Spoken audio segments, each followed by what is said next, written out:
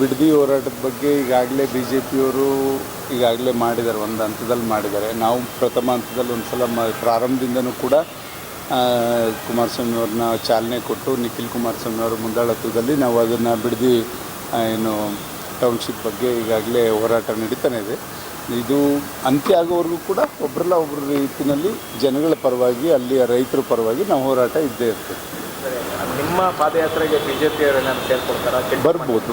ಅದನ್ನು ಏನು ಸನ್ಮಾನ್ಯ ನಮ್ಮ ವರಿಷ್ಠ ಎರಡು ಪಕ್ಷದ ವರಿಷ್ಠ ಏನು ತೀರ್ಮಾನ ಮಾಡ್ತಾರೆ ಆ ಥರ ಆಗ್ತದೆ. ಅದರಲ್ಲೇನು ಯೋಚನೆ ಮಾಡ್ತಾರೆ. ಶುಕ್ರವಾರ BJPಯ ಶಾಸಕಾಂಗ ಪಕ್ಷದ ಪ್ರಮುಖರ ಸಭೆ ಇದೆ, ಅದಕ್ಕೆ ತಾವು ಭಾಗಿಯಾಗ್ತಿದ್ದೀರಾ? ಒಂದು.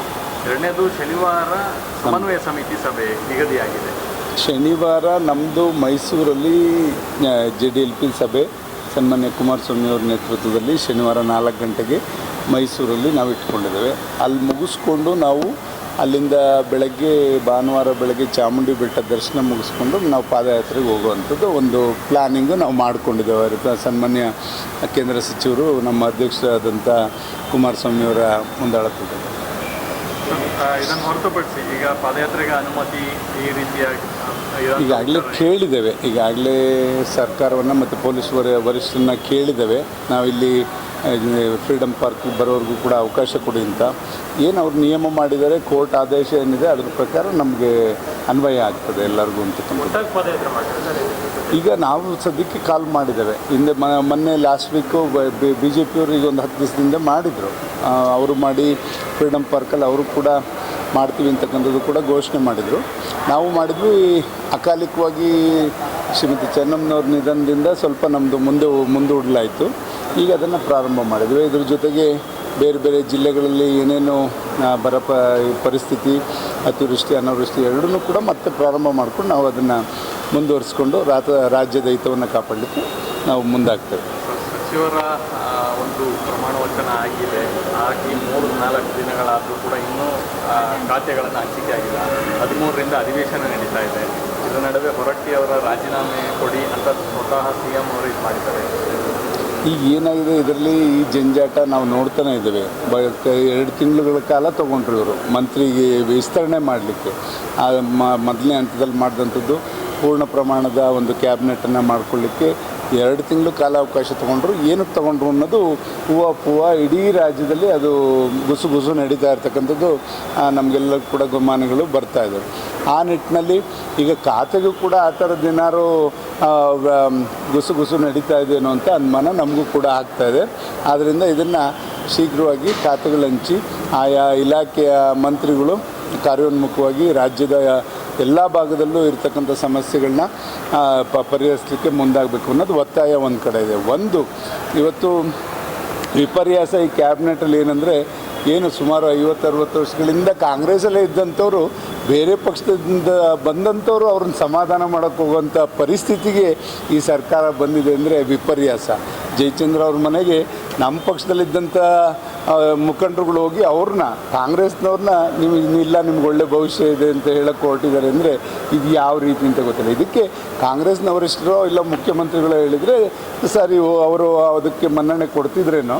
ಜಯಚಂದ್ರ ಅವ್ರ ಮನೆಗಾಗಲಿ, ಕೃಷ್ಣಪ್ಪ ಅವ್ರ ಮನೆಗಾಗಲಿ, ಅಲ್ಲಿ ಯಾರು ವಲಸೆ ಬಂದಂಥವ್ರ ಕೈಲಿ ಮನೆಯವರು ಇಳಿಸ್ಕೊಳ್ಳೋಂಥ ಪರಿಸ್ಥಿತಿಗೆ ಕಾಂಗ್ರೆಸ್ ಬಂದಿದೆ ಅಂದರೆ ನೀವು ಯೋಚನೆ ಮಾಡಬೇಕಾಗ್ತದೆ. ಗುಬ್ಬಿ ಶ್ರೀನಿವಾಸ್ ಅವರು ಸಚಿವ ಸ್ಥಾನ ತಪ್ಪಿದ ಮೇಲೆ ಒಂದು ಮಾತನ್ನು ಹೇಳಿದ್ದಾರೆ.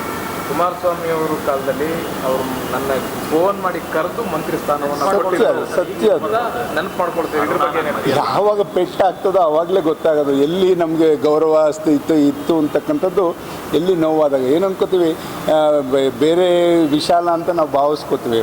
ಇರ್ತಕ್ಕಂಥ ಕಡೆಯಲ್ಲೇ ನಾವು ಹೋರಾಟ ಮಾಡಿ ಅಲ್ಲಿ ನಾವು ಬೆಳೀತಕ್ಕಂಥದ್ದು ವಾಸ್ತವ, ಮತ್ತು ಅದು ನಮ್ಗೆ ಅನುಕೂಲತೆ ಆಗ್ತದೆ.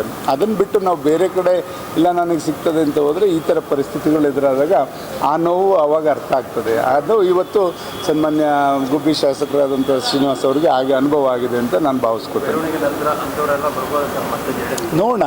ಏಕೆಂದರೆ ಒಂದು ನಿಮ್ಮೆಲ್ಲರಿಗೂ ಕೂಡ ಹೇಳಲಿಕ್ಕೆ ಬಯಸ್ತೇನೆ, ಮಾಧ್ಯಮದ ಮುಖಾಂತರ ರಾಜ್ಯದ ಎಲ್ಲ ರಾಜಕಾರಣಿಗಳಿಗೂ ಬೆಳಿಲಿಕ್ಕೆ, ರಾಜಕಾರಣದಲ್ಲಿ ಬೆಳಿಲಿಕ್ಕೆ ಜನತಾದಳ ಒಂದು ಕಾರ್ಖಾನೆ ಇದ್ದಂಗೆ.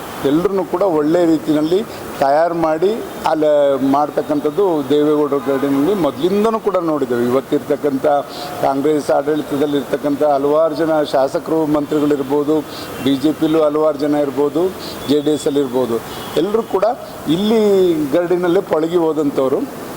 ಬಟ್ ಬೇರೆ ಬೇರೆ ಕಡೆ ಸೇವೆ ಮಾಡ್ತಾಯಿದ್ದಾರೆ. ಒಂದಲ್ಲ ಒಂದು ರೀತಿಯಲ್ಲಿ ಏನಾಗ್ತದೆ, ಈಗಿನ ರಾಜಕಾರಣದಲ್ಲಿ ಯಾರಿಗೂ ಕೂಡ ತಾಳ್ಮೆ ಇಲ್ಲ.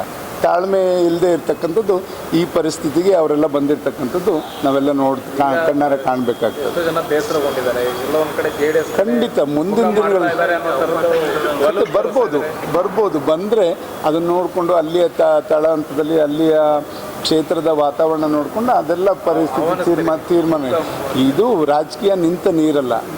ಇದು ಒಂದಲ್ಲ ಒಂದು ರೀತಿಯಲ್ಲಿ ರಾಜಕೀಯ ನಿಂತ ನೀರಲ್ಲ. ಯಾರೂ ಶತ್ರುಗಳಲ್ಲ, ಯಾರೂ ಮಿತ್ರರಲ್ಲ ರಾಜಕಾರಣದಲ್ಲಿ. ಹಾಗಾಗಿ ಖಂಡಿತ ಬದಲಾವಣೆಗಳಾಗ್ತಾ ಇರುತ್ತೆ. ಪರಿಸ್ಥಿತಿಗೆ ಅನುಗುಣವಾಗಿ ಅಲ್ಲಿ ಸಾಂದರ್ಭಿಕವಾಗಿ ತೀರ್ಮಾನಗಳು ತಗೊಳ್ಳೇಬೇಕಾಗ್ತದೆ. ಗೆಲುವೇ ಮಾನದಂಡ. ಇವತ್ತು ಎಲ್ರಿಗೂ ಕೂಡ ಗೆಲುವೇ ಮಾನದಂಡ ಆಗಿರೋದ್ರಿಂದ ಆ ರೀತಿಯಲ್ಲಿ ಪಕ್ಷಗಳು ಆಲೋಚನೆ ಮಾಡಿ ತೀರ್ಮಾನಗಳು ತಗೋತಾರೆ. ಸರ್, ಹೊರಟ್ಟಿ ಅವರು ರಾಜೀನಾಮೆ ಇವತ್ತು ಕೊಡ್ತೀನಿ ಅಂತ ಹೇಳಿದ್ದಾರೆ.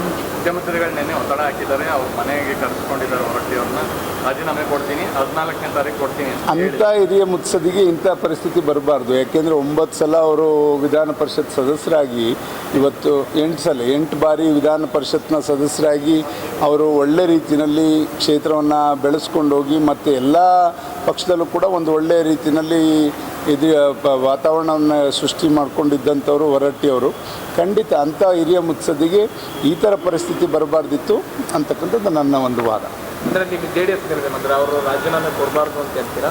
ಇಲ್ಲ, ನಮ್ಗೆ ಏಕೆಂದರೆ ಅವ್ರ ಪಕ್ಷದ ತೀರ್ಮಾನ ಇರ್ತದೆ. ಬಟ್ ಅಂಥ ಹಿರಿಯವ್ರಿಗೆ ಯಾವ ಥರ ಗೌರವಿಸ್ಬೇಕು ಅದನ್ನು ಮಾಡಿದ್ರೆ ಸಮಾಜ ನೋಡ್ತಾ ಇರುತ್ತೆ ಅಂತ ನನ್ನ ಭಾವನೆ.